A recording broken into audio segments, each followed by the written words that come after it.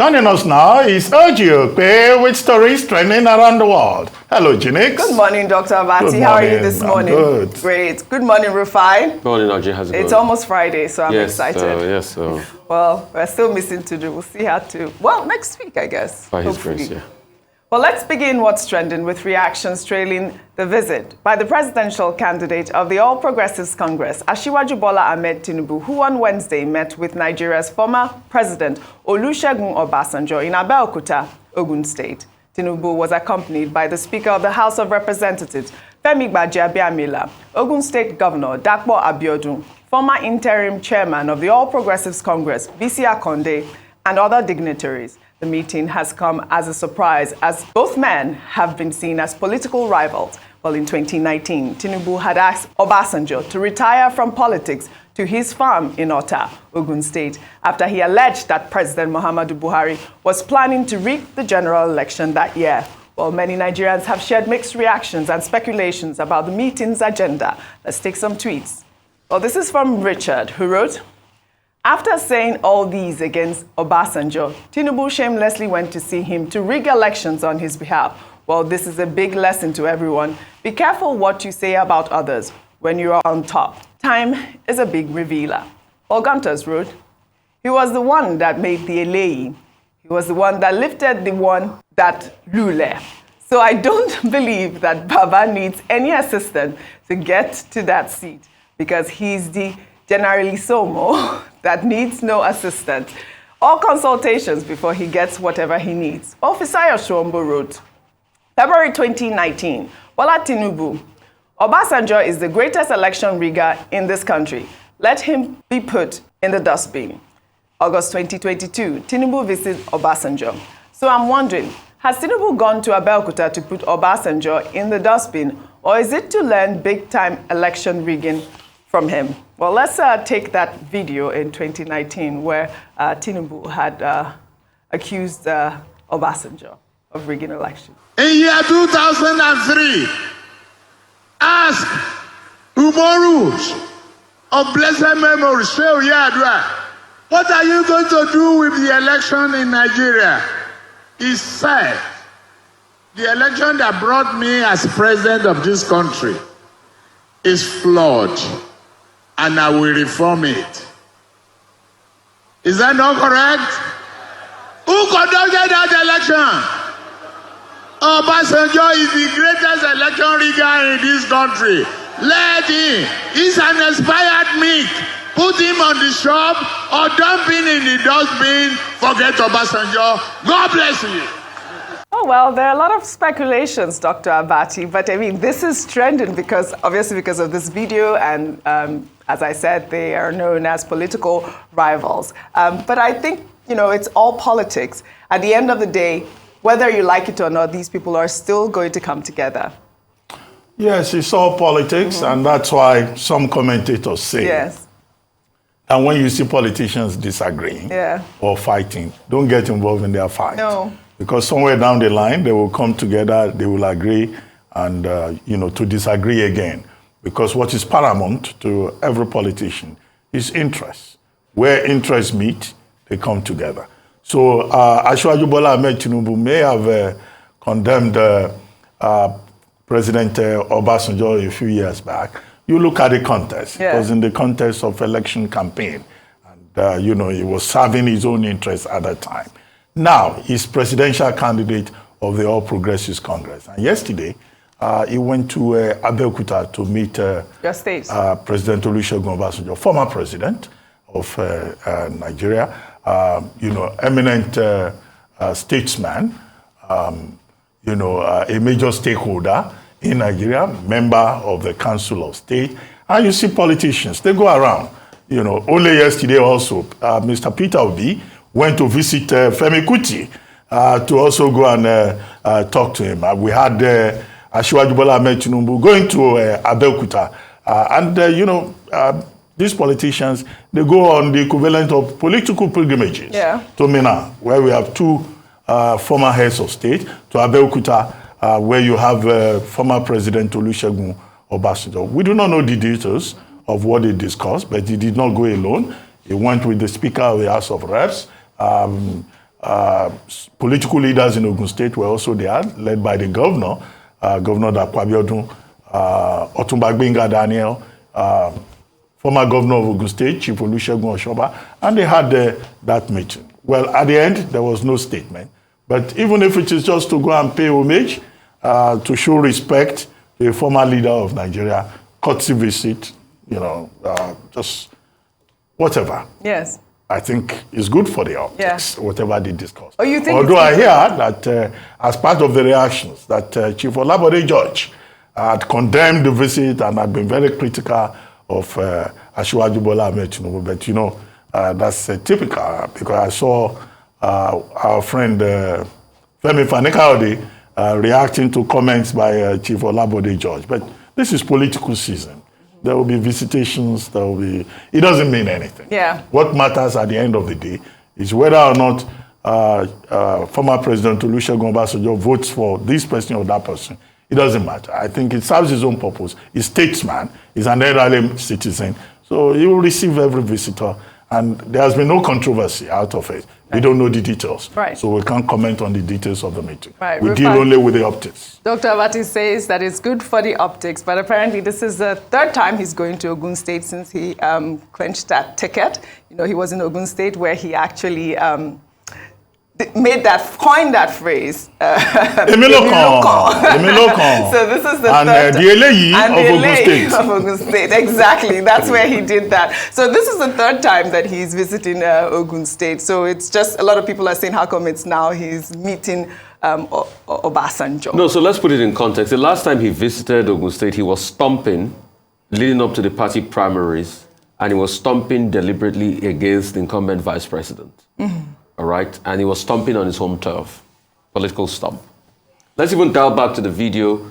Yes, he said Umar Musa Yar'Adua did say that the elections that brought him in were fraught with irregularities. He was saying 2003, but it was 2007 elections, all right? And it was that... Who was saying 2003? I heard the person in the video. The tweet was 2019 from Fisayos Rombo. Is that what you're saying? No, I'm saying the video. Oh. I'm talking about the video. He was saying in the video that 2003 Umaru Musa elections, but it was 2007. Okay, all right? Okay. And Umaru did say that, that Umaru Musa Yar'Adua did say that the elections abroad were fraught with irregularities, and that was what led him to starting up the Ways Commission for Electoral Reforms. All right? Politicians will visit each other. Peter Obi has visited Olusegun Obasanjo. They visited Olusegun. But for me, what I'm more concerned about is when will they visit the problems bedeviling Nigerians? That's my problem with them. Because they visit elder statesmen, but they never visit the problems bedeviling Nigerians. They never visit the insecurity in the country. They just make promises, but they don't solve the problem. September campaign season will start. Now, they will make all the promises in the world, but they never visit the problem. If they visit the problem that face Nigerians, we will have a better country. Okay. And sometimes, if only they can respect the people the way they respect their elder states politicians, right, life will be a whole lot better. So they should respect the people. Well said, Rufai. We shall take another story. The presidential candidate of Labour Party, Peter Obi, has met with Afrobeat artist Femi Kuti amid the purported threats against the singer. Kuti had earlier raised the alarm that some of Obi's fans allegedly threatened to burn down the New Africa Shrine. Trouble started after the singer was quoted as referring to Obi's supporters as zombies. However, in an Instagram post, Femi said that his words were taken out of context. Let's take a listen to what he had to say first before we continue on the conversation. I woke up today to insults, abusing me, my family, my children, threatening me that he will burn the shrine because I said Peter Obi's supporters are zombies. First, let's be clear. What did I say? I said I'm too angry, I'm too sad, depressed to be obedient. I said, how can anybody come up with that term? How can you be obedient? How? I don't see. Me, I can't be obedient in this country.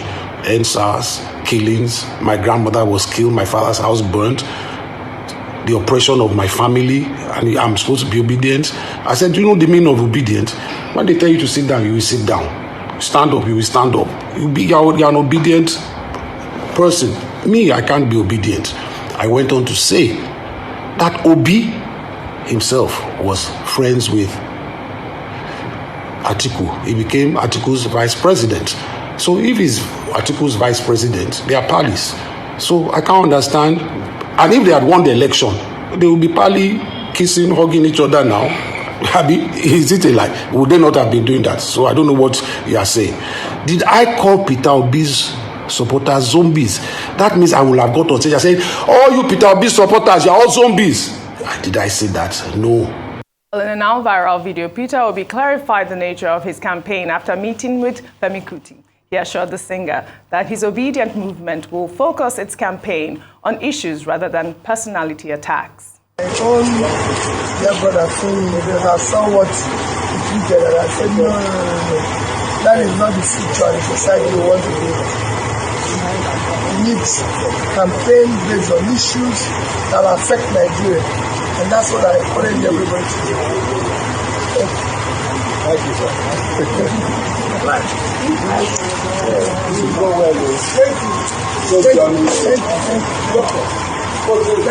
Dr. Bati, I thought this was such a warm visit. Yes, well, I mean, let me put it like this.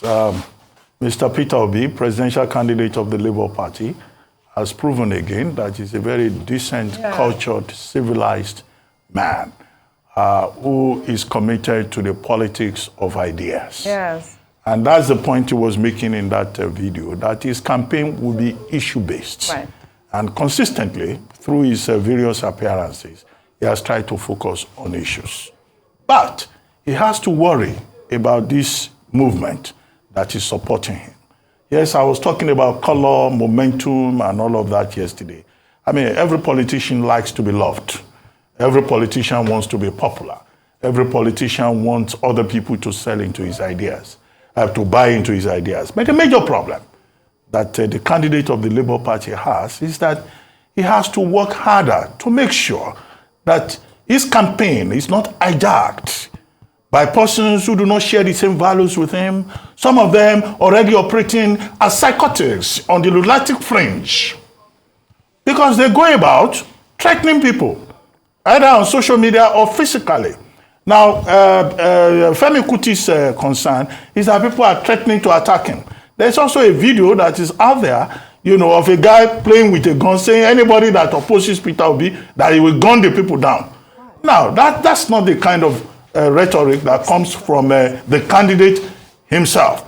The Tinubu campaign even had to write a letter advising him to call his supporters to order. And then even at one point, he himself put out a statement saying that, look, he's not part of, he's not encouraging anybody to attack anybody. People should focus on ideas. So it's important that he has reiterated this. How many people would Peter Obi visit to clarify? If it is on the basis of the kind of lunacy, you know, that has become a subtext to some of the statements that some of those supporters make, he will have to end up visiting everybody. So he has to do a lot more to keep preaching the politics of ideas, right, of decency, of issues, because that's what we are interested in. Supporters of politicians are saying that they will kill people, they will burn down houses. No.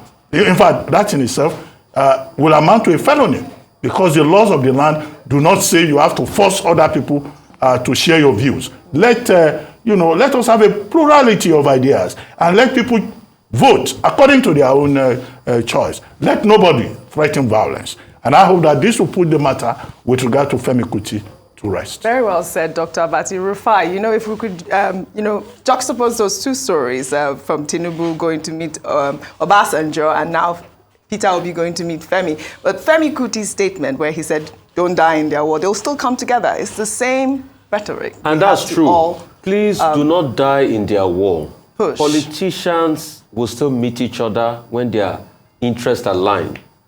The only reason why politicians fight is when their interests don't align.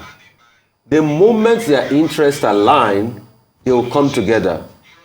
Do not die in their war, and I beg you. Also, please, people have the right to support anybody